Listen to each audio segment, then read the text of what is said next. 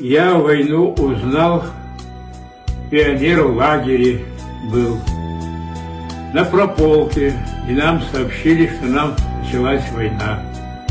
Нас посадили на катер и отправили домой. Так началась война. Ленинградская область, Мгинский район. Приехали, не было у нас ни продуктов с собой, ничего не было, а ехать неизвестно куда и с кем.